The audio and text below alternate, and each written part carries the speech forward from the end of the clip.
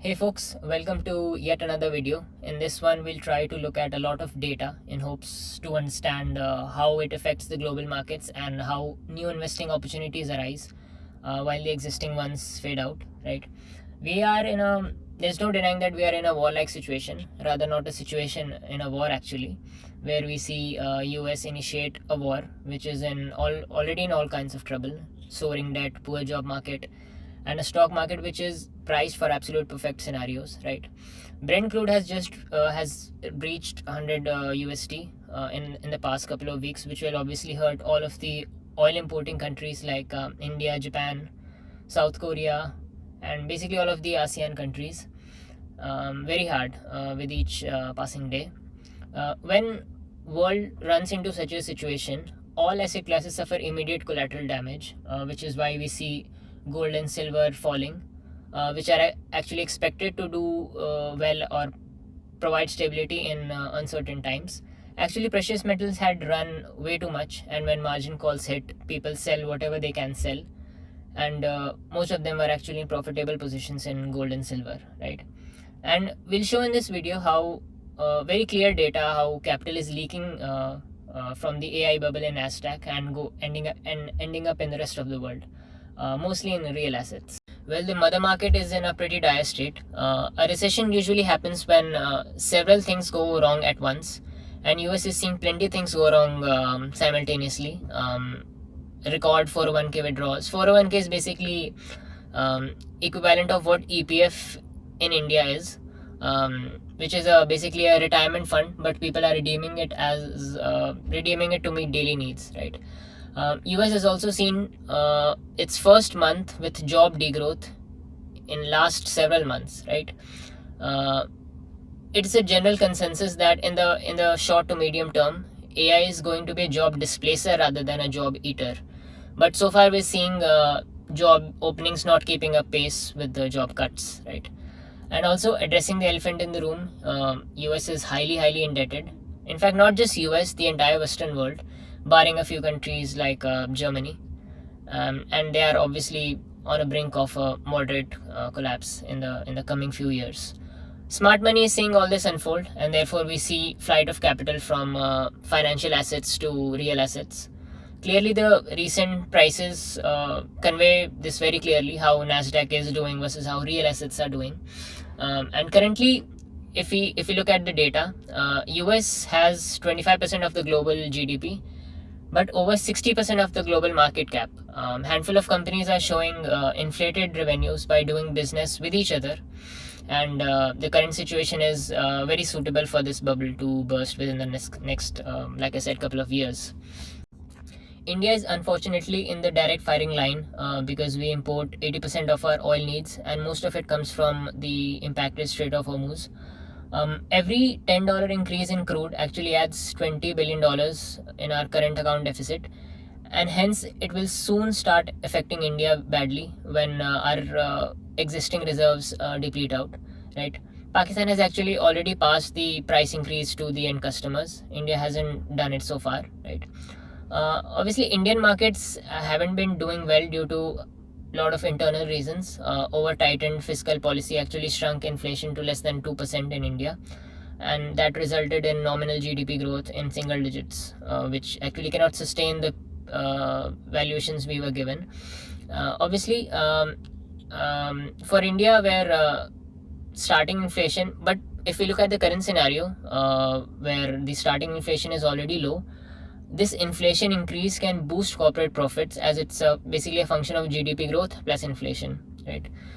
Obviously, it won't be very good for end customers, and that is when oil prices continue over $80 for long. That's when it'll start hurting India, and that will result in very bad inflation because it will start killing domestic demand, right?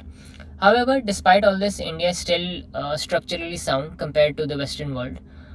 We are seeing good credit growth. Our banks have very low NPAs, and the Nifty P is approaching 20, which is now starting to enter the attractive zone, right? Amongst the oil importing countries, China is probably the least affected by the situation because it has plenty of oil reserves, and and longer the war stretches, China and Russia become stronger as they aren't losing much, right?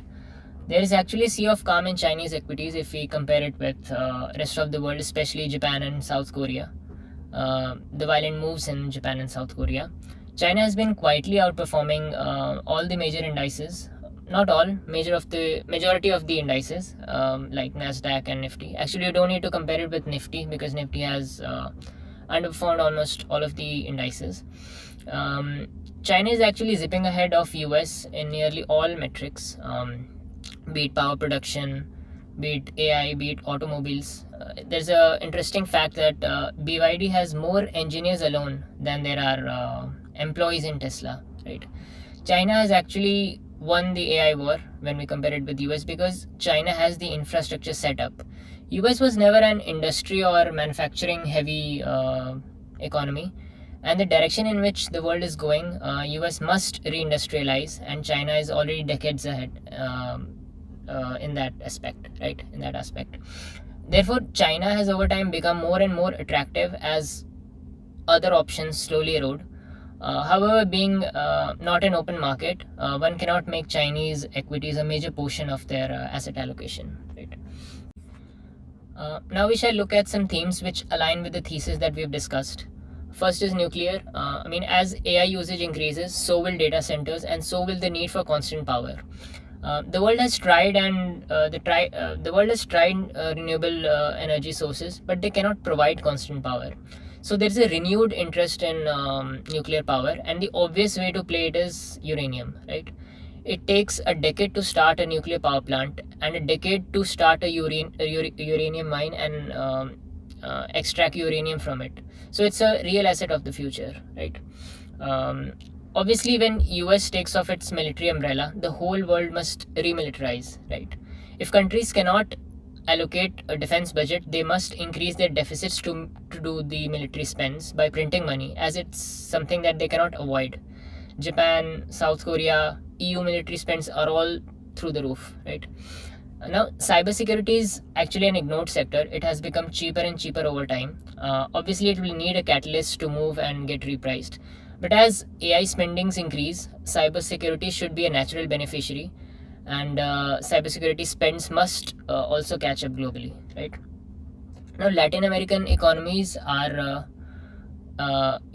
drastically improving compared to what they were.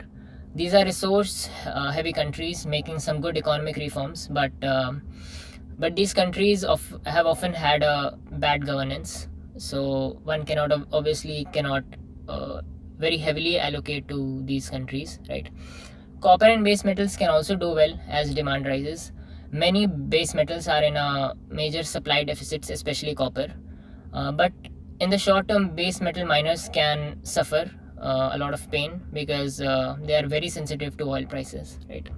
Now, this is a war where there'll be no winners, only losers. So we can use the word beneficiaries rather than winners. Now, Russia and China would be beneficiaries here because more the faith in US dollar declines,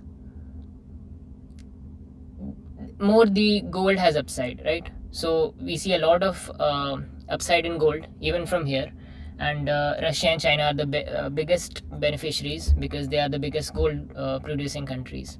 Same is the case with critical minerals because it's a game of pure supply and demand, and resource-rich countries will be the natural beneficiaries, right? Norway is another major power-producing and power-exporting countries with slightly better macros than other European countries. China we've already discussed, and finally there are several competitors in the AI market. We don't know who will win, but all of them need power and electrification. So these power and electrification companies will definitely win, regardless of who wins the AI race, right? Lastly, we cannot overlook the sheer underperformance in our own domestic markets. Indian markets continue to remain flat over a 2-year perspective and continue to suffer. But these are times to continue our investments, not stop them, because the whole purpose of doing systematic investment is to get the benefit of market downturns, right? The real risk profile of an investor is actually revealed in market downturn. So if we are panicking, we must realize that we are over allocated in equity, and we must rethink why we even started, right? That's why I'm a big fan of planned asset allocation, which can protect in bad times. But currently everything is falling, including precious markets, equities, foreign equities. So it's definitely not a time to sell.